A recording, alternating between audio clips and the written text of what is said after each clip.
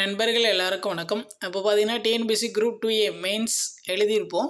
So இதில் பார்த்தீங்கன்னா நிறைய கருத்து வேறுபாடுகள் இருக்குது அப்படின்னு சொல்லிட்டு மாணவர்கள் நிறைய பேர் நமக்கு கமெண்ட் பண்ணியிருக்காங்க.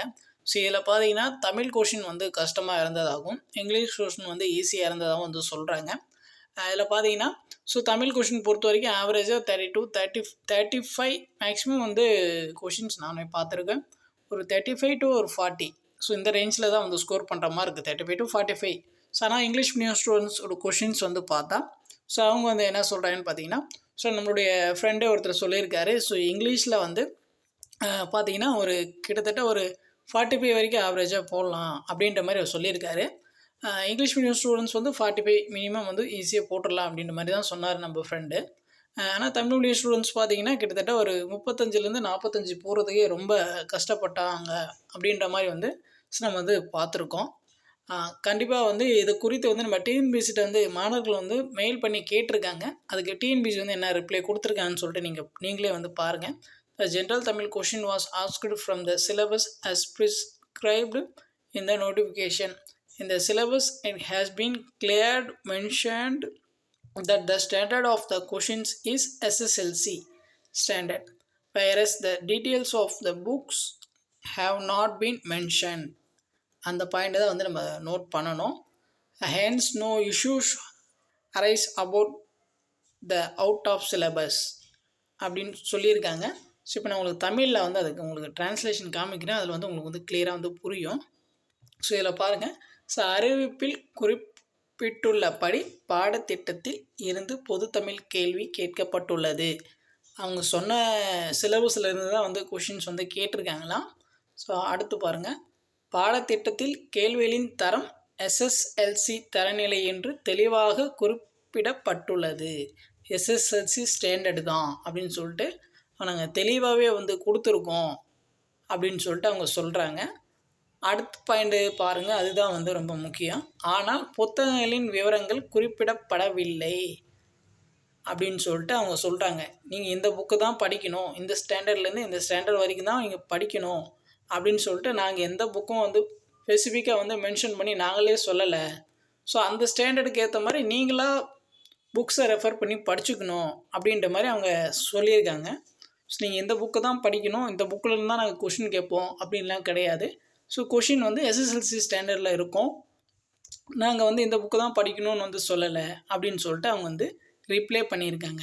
ஸோ எனவே பாடத்திட்டத்திற்கு வெளியே எந்த பிரச்சனையும் எழுவதில்லை, நாங்கள் சிலபஸை தாண்டி வெளியே எங்கேயும் போகல அப்படின்னு சொல்லிட்டு அவங்க ரிப்ளை பண்ணியிருக்காங்க. ஸோ இதுக்கு இந்த ரிப்ளைக்கு என்ன பதில் சொல்கிறது அப்படின்னு சொல்லிட்டு நமக்கு தெரியல. ஆனால் இதுக்கு ஒரே பதில் நார்மலைசேஷன்ஸ் கிடைச்சா தமிழ் மீடியம் மாணவர்களுக்கு ஒரே ஹெல்ப்ஃபுல்லாக இருக்கும். ஸோ கண்டிப்பாக நார்மலைசேஷன் வேணும். இங்கிலீஷ் மீடியம் ஸ்டூடெண்ட்ஸே நமக்கு கமெண்ட்ஸ் பண்ணியிருக்காங்க. நீங்கள் பார்த்தீங்களா இங்கிலீஷ் மீடியம் ஸ்டூடெண்ட்ஸ்க்கு கொஷின் ஈஸியாக இருக்குது அப்படின்னு சொல்லிட்டு பார்த்தீங்களா அப்படின்னு சொல்லி அவங்க கேட்குறாங்க. தமிழ் கஷ்டம் எல்லாமே பார்த்தீங்கன்னா உங்களுடைய நண்பர்கள் தான். நீங்கள் உங்களுடைய நண்பர்கள்ட்ட நீங்களே கேட்டு பாருங்கள் தமிழ் கொஷின் எப்படி இருந்துச்சு அப்படின்னு சொல்லிட்டு. அவங்களே சொல்லுவாங்க. எல்லாருமே நம்மளுடைய ஃப்ரெண்ட்ஸு தான். நீங்கள் கேட்டு பாருங்கள் தமிழோட ஸ்டாண்டர்ட் எப்படி இருந்துச்சு அப்படின்னு சொல்லிட்டு உங்களுக்கும் தெரியும். நீங்கள் எப்படி இங்கிலீஷில் எழுதியிருப்பீங்கன்னு சொல்லிட்டு உங்களுக்கும் தெரியும். சரியா? ஸோ உங்களுக்கே தெரியும். ஸோ நம்ம டிஎன்பிஎஸ்சிட்ட நம்ம முறைப்படி கேட்கலாம். ஸோ நார்மலைசேஷன் கண்டிப்பாக அவங்க பண்ண மாட்டேன்னு சொல்லி தான் நோட்டிஃபிகேஷனில் மென்ஷன் பண்ணி கொடுத்துருக்காங்க. பட் அது என்ன ஆகும்னு தெரியல. பட் இனி வரும் காலங்களில் இதை மாதிரி நடக்கக்கூடாது அப்படின்னு சொல்லிட்டு நம்ம டிஎன்பிஎஸ்சிட்ட கேட்கலாம். பட் டிஎன்பிஎஸ்சி அதுக்கான சரியான நடவடிக்கை எடுப்பாங்களான்னு கேட்டால் ஸோ கண்டிப்பாக அதை நம்ம கேள்விக்குறி தான். இது பார்த்திங்கன்னா இப்போன்னு கிடையாது, காலங்காலமாக நடந்துட்டு தான் இருக்குது. ஸோ இதற்கான பிரச்சனைகள் பார்த்திங்கன்னா ஸோ எப்போ வந்துச்சுன்னா இவங்க குரூப் 4லேருந்து ஜென்ரல் இங்கிலீஷை எடுத்தாங்க. ஸோ அங்கேருந்து தான் பிரச்சனையை கொஞ்சம் ஆரம்பித்ததுன்னு சொல்லலாம். கண்டிப்பாக பார்த்திங்கன்னா இப்போது குரூப் 4ல் ஜென்ரல் இங்கிலீஷ் வைக்கலாம். அப்போ இங்கிலீஷ் மீடியம் ஸ்டூடெண்ட்ஸ்க்கு பிரச்சனை இருக்காது. ஸோ குரூப் 2 பொறுத்த வரைக்கும் நம்ம ப்ரிலிம்ஸ் எக்ஸாம்ஸ் லாங்குவேஜஸில் வந்து நம்ம ஸ்கோர் பண்ணி மெயின்ஸ் எக்ஸாம்ஸ் எழுதுறதுக்கு வந்து நம்ம போகலாம். ஆனால் மெயின்ஸ் எக்ஸாம்ஸில் வந்து நமக்கு தமிழே வேண்டாம், இங்கிலீஷும் வேண்டாம். ஃபுல்லாக வந்து ஜிஎஸ் ரீசனிங் மட்டும் வச்சு முடிச்சிட்டா ஸோ யாருக்கும் எந்த பிரச்சனையும் இருக்காது. அதுக்கு முன்னாடி ப்ரிலிம்ஸில் வந்து கண்டிப்பாக வந்து 2 பேருக்கும் வந்து கொஷின்ஸ் லெவல் வந்து கரெக்டாக செட் பண்ணணும். ஆனால் இந்த குரூப் 2 அதில் ப்ரிலிம்ஸ் எக்ஸாம்ஸ் நீங்கள் பார்த்தீங்கன்னா மேக்ஸிமம் எக்ஸாம்ஸ் எழுதுனவங்களுக்கே தெரியும். ஸோ தமிழில் பார்த்தீங்கன்னா ஒரு 80 அவ்வளோதான், 80 to 85 ஸோ அவ்வளோ வந்து ஸ்கோர் பண்ணுற மாதிரி இருந்துச்சு. ப்ரிலிம்ஸ் அது மாதிரி தான் இருந்துச்சு. ஸோ இங்கிலீஷ் மீடியம் ஸ்டூடெண்ட்ஸ்க்கு ஆவரேஜாக வந்து 90 to 95 ஸ்கோர் பண்ணுற மாதிரி தான் இருந்துச்சு. மெயின்ஸ்லேயும் வந்து திரும்ப அதே தப்பு நடக்குதுன்னா அப்போ வந்து நம்ம என்ன பண்ண முடியும்? கண்டிப்பாக வந்து டிஎன்பிசி வந்து ஸோ இனி வரும் காலங்களில் வந்து மாணவர்களுடைய வாழ்க்கையில் விளையாடாமல் ஸோ கரெக்டாக வந்து நீங்கள் கொண்டு போனால் நல்லாயிருக்கும். ஏன்னா வந்து 2 வருஷம் 3 வருஷம் 5 வருஷம் படித்தவங்களாலேயே அந்த கொஷின்லாம் அட்டன் பண்ண முடியலன்னா புதுசாக வர ஆஸ்பிரன்ஸ்லாம் வந்து எப்படி வந்து இனி வரும் எக்ஸாம் வந்து கரெக்டாக வந்து அட்டன் பண்ணுவாங்க? அதை வந்து நீங்கள் கொஞ்சம் கன்சிடர் பண்ணுங்கள். ஸோ மாணவர்கள் வந்து இப்போது டிஎன்பிசி பொறுத்த வரைக்கும் ஸோ நிறைய அட்வான்ஸாக போகிறாங்க. ஸோ அவங்களுடைய டெக்னாலஜி வைஸ் வந்து அவங்களுடைய டெக்னாலஜி ப்ளஸ் அவங்களுடைய கொஷின் ஸ்டாண்டர்ட்ஸ் பொறுத்த வரைக்கும் நம்ம வந்து கண்டிப்பாக வந்து அப்ரிஷியேட் பண்ணலாம். உங்களுடைய ஜிஎஸ்ஸு மேக்ஸு ரீசனிங்லாம் பார்த்திங்கன்னா எல்லாம் ஸ்டாண்டர்டாக வந்து கொஞ்சம் நாலேஜபிளாக இருந்தால் மட்டும்தான் அட்டன் பண்ண முடியும். ஸோ அது வந்து கரெக்டாக இருக்குது என்னை பொறுத்த வரைக்கும் நான் சொல்லுவேன்.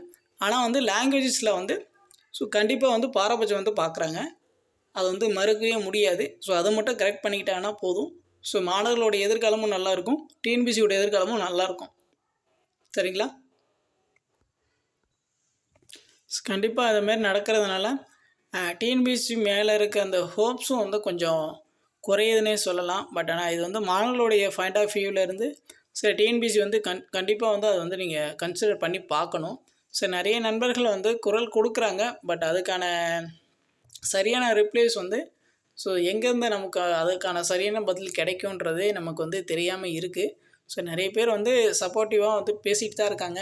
ஜென்ரல் இங்கிலீஷ் குரூப் 4க்கு வேணும், குரூப் 2வில் வந்து கரெக்டாக கொஷின் லெவல் வந்து ஸ்டாண்டர்டாக வேணும் அப்படின்னு சொல்லிட்டு எல்லோரும் கேட்டுகிட்டு தான் இருக்காங்க. பட் அதுக்கான பதில் வந்து யார் வந்து கொடுப்பாங்கன்னு தான் எனக்கும் தெரியல. பார்ப்போம். கண்டிப்பாக வந்து இன்னொரு நாட்களில் வந்து நல்லதே நடக்கட்டும். பார்ப்போம் என்ன நடக்குதுன்னு சொல்லிவிட்டு நீங்கள் எதுவும் ஃபீல் பண்ண வேண்டாம். அடுத்த லெவலில் எக்ஸாம்ஸ்க்கு வந்து நல்லா படிங்க.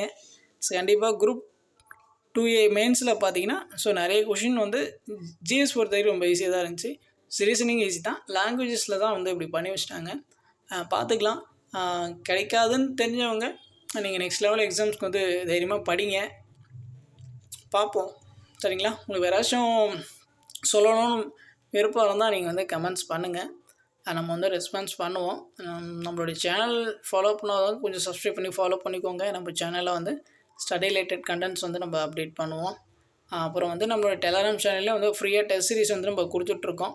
ஸோ யாருக்காச்சும் ஃப்ரீயாக டெஸ்ட் சீரிஸ் வேணும்னா டிஸ்கிரிப்ஷனில் வந்து டெலகிராம் லிங்க் இருக்குது, நீங்கள் கிளிக் பண்ணி ஜாயின் பண்ணிக்கலாம். தேங்க்யூ.